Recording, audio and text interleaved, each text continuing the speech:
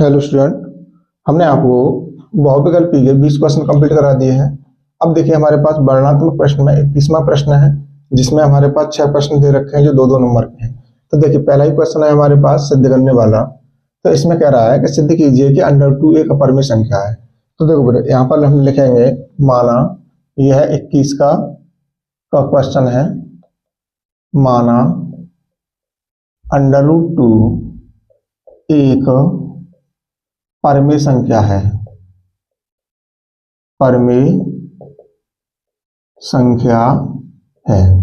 देख बेटा, यहां पर अगर हमारे पास अपरिमेय दे रखा है तो हम इसके अपोजिट मानते हैं, यानी परिमेय। इसलिए √2 is equal to P upon Q मान लेंगे, जहां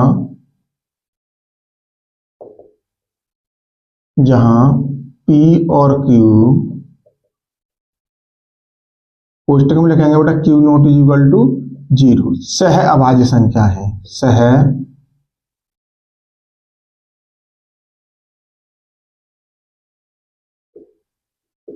अभाज्य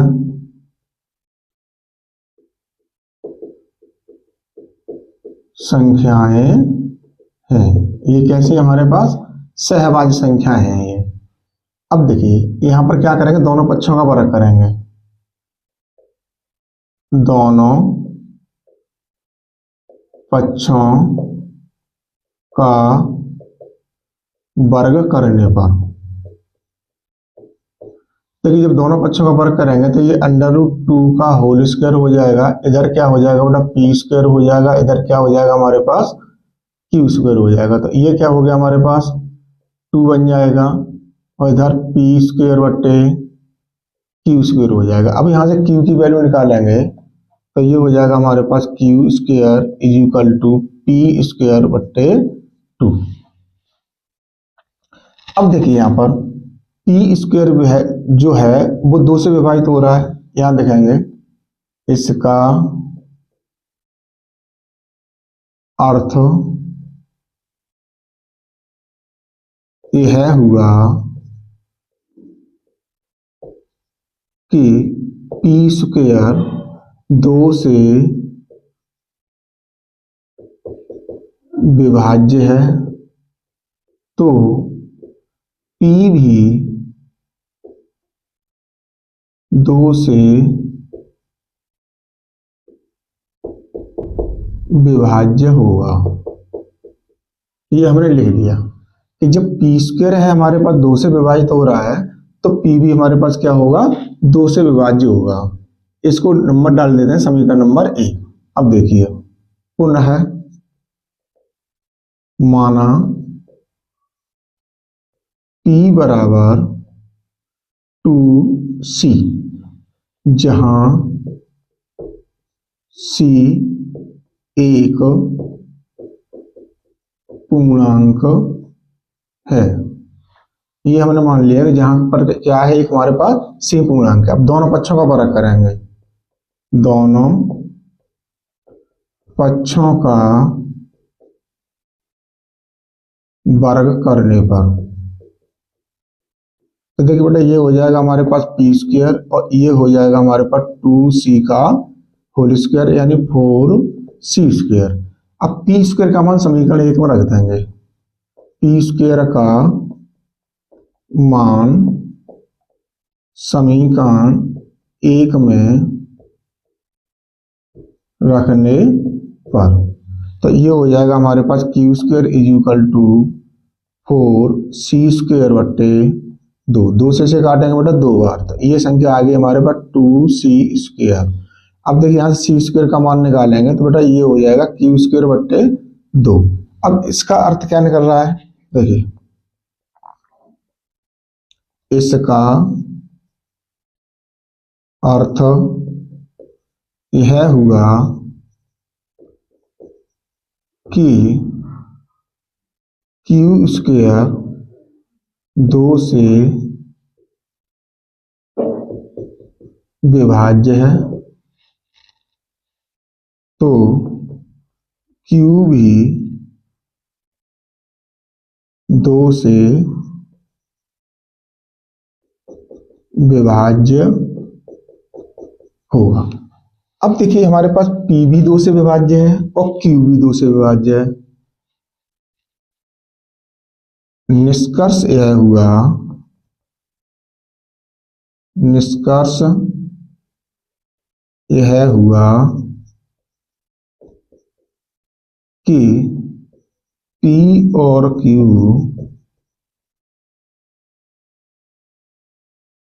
दोनों का कम से कम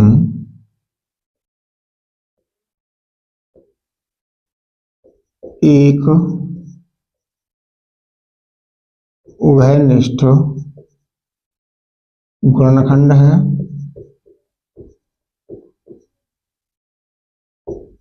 इन दोनों का क्या है, कम से कम एक उभयनिष्ठ गुणनखंड है, जबकि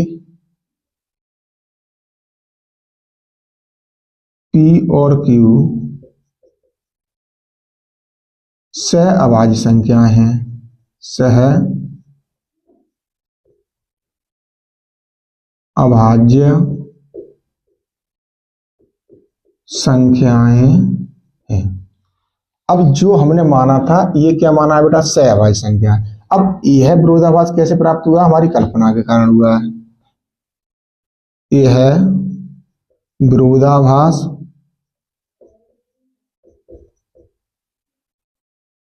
हमारी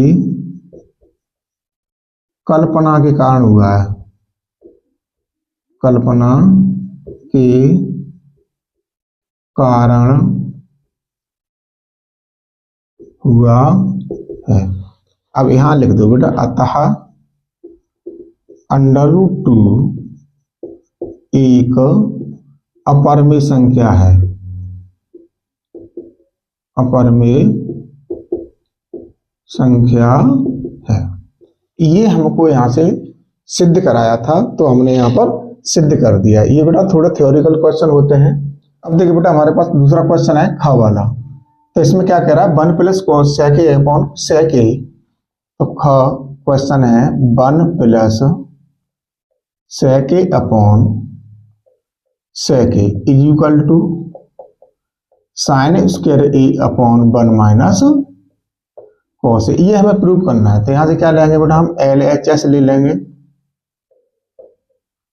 लेने पर अब देखिए यहां पर 1 plus sec a upon sec a। तो इसको बेटा हम sec a को दोनों को तोड़ लेंगे, 1 plus 1 upon cos a upon 1 upon cos a। अब इसको क्या करेंगे बेटा, हम एलसीएम ले लेंगे, इसके नीचे 1 मान के cos a प्लस 1 अपॉन 1, वो cos a एलसीएम रहेगा, अपॉन 1 माइनस वो 1 upon cos a। cos a से ये cos a हमारे पास कट जाएगा, तो हमारे पास बचेगा क्या बेटा। अब देखिए ये cos a प्लस 1 है, तो इसको हम प्लस कहें दोनों, तो इसको 1 प्लस cos a लिख लेंगे, 1 प्लस cos a अपॉन नीचे क्या बचेगा 1।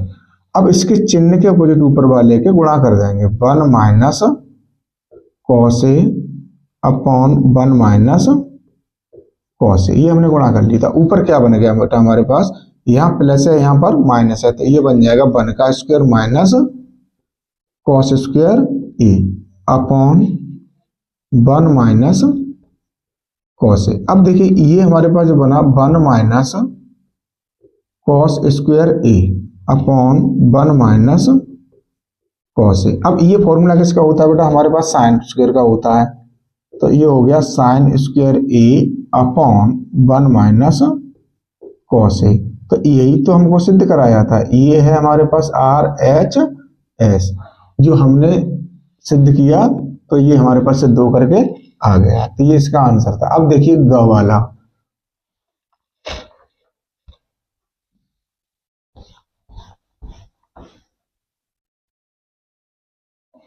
अब ग क्वेश्चन क्या कहता है बेटा, 21 सेंटीमीटर त्रिज्या वाले एक वृत्त की कोई जीवा।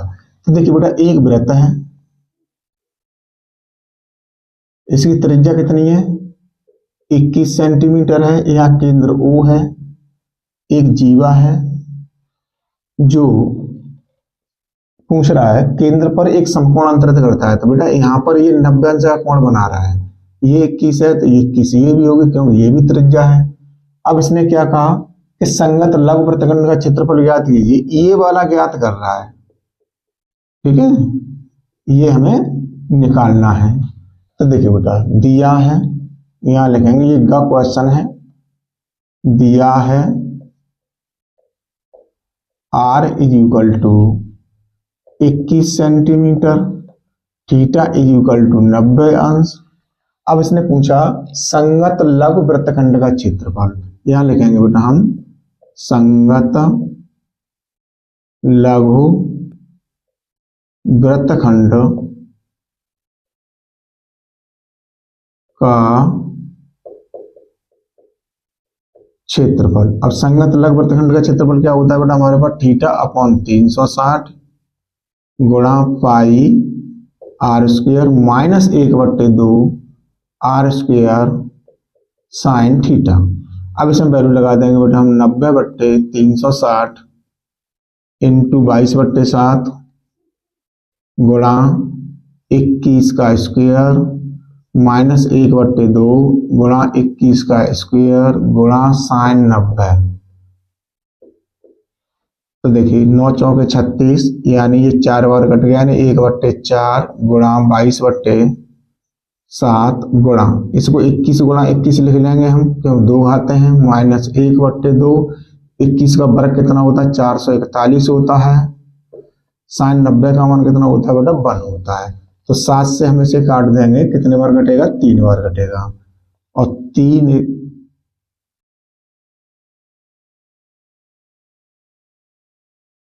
अब देखिए 2 दूनी 4 और 2 से इसे काटेंगे 11 बार, तो ये हो गया बेटा 11 गुणा 21 गुणा 3/2। इधर कितना हो गया बेटा हमारे पास 441/2।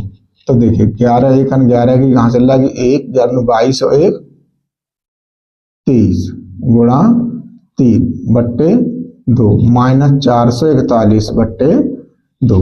अब देखिए 3 का इसमें गुणा करेंगे, 3 1 3 3 3 9 3 दूनी 6/2 माइनस 441/2। अब इसका 2 क्या हो जाएगा बेटा एलसीएम हो जाएगा, तो ये बचेंगे 693 माइनस 441।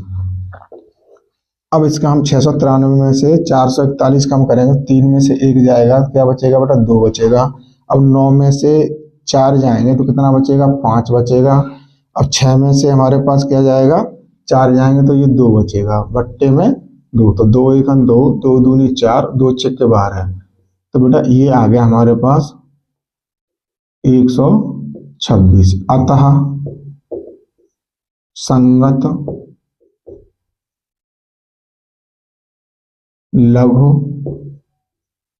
वृत्तखंड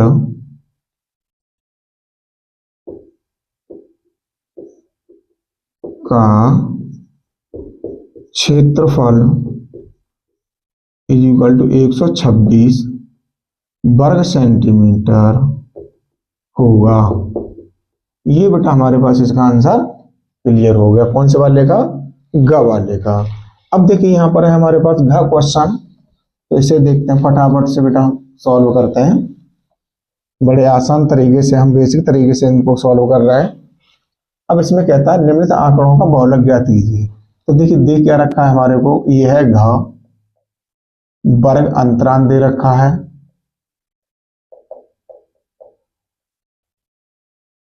और दूसरा कॉलम है बेटा हमारे पास बारंबारता का। तो देखिए यहाँ 15 से 20 है हमारे पास, 15 से 20 वर्ग अंतराल है, 20 से 25, 25 से होगा 30, 30 से होगा हमारे पास 35, 35 से होगा हमारे पास 40, और 40 से होगा हमारे पास 45। अब इसमें जो बारंबारता दे रखी है बेटा वो 3, 8, 9, 10, 3 और 2। अब देखिए यहां पर हमें छांटना है। अब इसमें सबसे ज्यादा बारंबारता कौन सी है बेटा हमारे पास ये है, तो देखिए यहाँ पर क्या लेंगे हम सबसे पहले एल बराबर हो जाएगा 30, क्योंकि लो लिमिट हमारे पास कितनी है 30। अब यहाँ से F1 की बात करेंगे तो कितना हो जाएगा 10। F0 की बात करेंगे तो इससे ऊपर वाला कॉलम होगा 9। अब F1 की बात करेंगे, इसके नीचे वाला कॉलम है कितना है 3। और H की बात करेंगे तो कितना हो जाएगा बेटा हमारे पास, H डिफरेंस कितना है इसमें 30 और 5, 35 से है तो 5 हो जाएगा। अब इसमें फॉर्मूला लगाएंगे, बहुलक बराबर, अब बहुलक बराबर क्या होता है बेटा, L plus F1 minus F0 upon 2F1 minus F0 minus F2 into H। ये हमारे पास फॉर्मूला होता है। L कितना है 30 है, प्लस F1 कितना है बेटा हमारे पास 3, F1 10 है बेटा, वो सॉरी F2 होगा ये, F1 है हमारे पास 10 माइनस F0 कितना है 1, 9 है, F0 9 बट्टे में अब 2F1 तो 2 गुणा 10 माइनस F0, अब F0 कितना है हमारे पास 9 माइनस F2 3 गुणा 5 तो 30 प्लस 1 बट्टे 20 और 9 3 12, ये हो गए हमारे पास 12 गुणा 5। अब 30 प्लस 5 एकम 5 बट्टे में कितने आ गए बेटा हमारे पास 8 आ गए। इसको जरा हल ले लें तो देखिए ये हो जाएगा हमारे पास 30 प्लस, अब 8 का भाग इसमें देंगे तो 8 दशमलव लगाएंगे, 8 छक्के 48, 2 बचेंगे, 8 दूनी 16, 8 पन 40। तो बेटा ये आ गया हमारे पास 30.625। अतः आंकड़ों का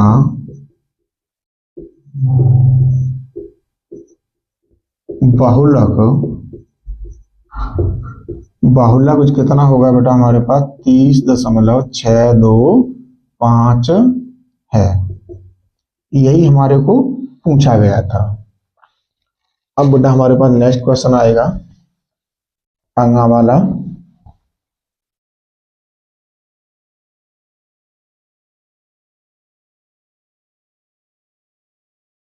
अब नेक्स्ट क्वेश्चन है क्या, ये घ हो गया, अब है अंगा। उस बिंदु के निर्देशांक ज्ञात कीजिए जो, अब देखिए यहाँ बिंदु दे रखे हैं बेटा, अंगा वाला क्वेश्चन का दिया है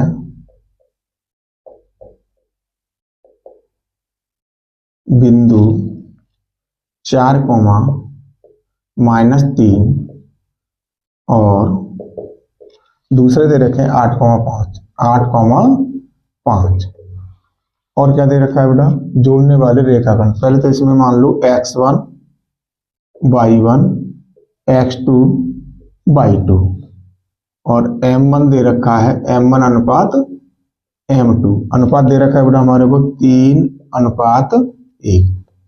अब देखिए m1 बराबर कितना हो गया 3, m2 बराबर हो गया 1।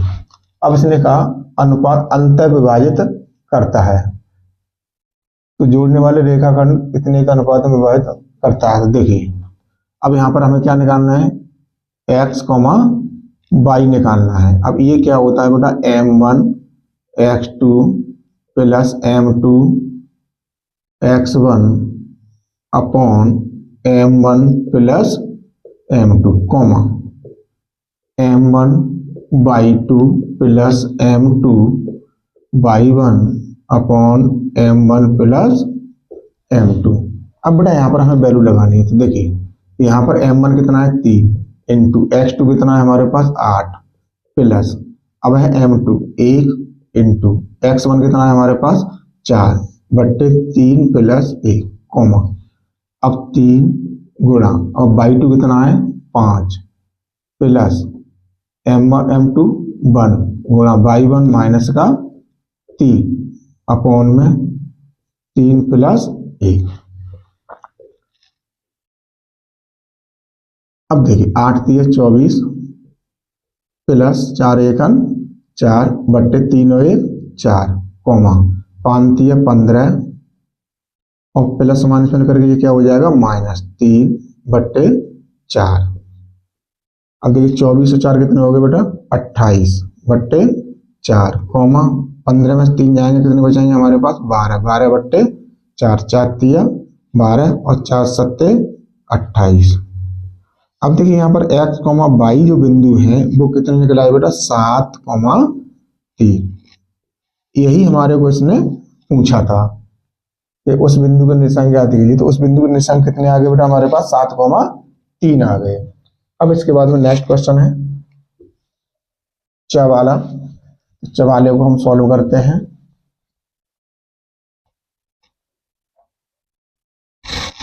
अब है हमारे पास च। देखिए बेटा इसमें कह रहा है बाई के मान ज्ञात कीजिए जिनके लिए बिंदुओं, अब इसमें भी बिंदु दे रखे हैं बेटा, दिया है बिंदु, इसमें दे रखा 5, -3 5, -3 और 13, 22 13, 22। अब देखिए यहां पर क्या है x1 y1 x2, ये 13 नहीं होगा बेटा, यहां पर यह 3 होना चाहिए।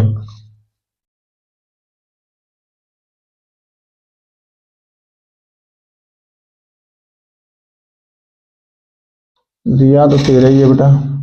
अब देखिए यहां पर y2 और क्या दे रखा है कि बीच की दूरी 10 मात्रक है और d इक्वल टू दे रखा है बेटा 10 मात्रक। अब देखिए यहां पर फॉर्मूला क्या होता है हमारे पास, d बराबर होता है बेटा अंडर रूट में x2 माइनस x1 का whole square plus y2 minus y1 का होल स्क्वायर। अब d का मान कितना है हमारे पास 10 है इक्वल टू, अब x2 कितना है 13 माइनस x1 कितना है 5 का होल स्क्वायर प्लस, अब हमारे पास क्या है y2 यानी y माइनस, अब देखिए माइनस का ही 3 है तो ये किसका हो जाएगा बेटा प्लस का हो जाएगा होल स्क्वायर। अब दोनों पक्षों का वर्ग करेंगे क्योंकि इधर से रूट हटाना है, दोनों पक्षों का वर्ग करने पर, तो बेटा ये हो गया हमारे पास 10 का स्क्वायर इक्वल टू, इधर से का वर्ग करेंगे रूट वालेगा तो ये रूट हट जाएगा 13 माइनस 5 का whole square plus y plus 3 का होल स्क्वायर। तो देखिए ये हो गया हमारे पास 100 इक्वल टू 13 में से 5 जाएंगे तो कितना बचेगा 8 बचेगा, 8 का स्क्वायर प्लस इधर से खोल देंगे y स्क्वायर प्लस 9 प्लस, अब 2a भी निकालेंगे 3 दूनी 6 y हो गया, तो 100 equal to 8 8 64 plus y square plus 9 plus 6 y। अब 100 को इधर लेके जाएंगे तो ये हो जाएगा बेटा हमारे पास equal to y square plus 6y। अब देखिए यहाँ पर 64 और 9 कितने हो गए बेटा हमारे पास 73 हो गए प्लस के। अब 100 को बराबर से उधर ले जाएंगे तो ये कितना हो गया हमारे पास माइनस का 100। अब इधर से बराबर हटा दो, इधर रख दो 0। अब ये हो गया y square plus 6y minus के बचेंगे बेटा हमारे पास 27 इक्वल टू 0।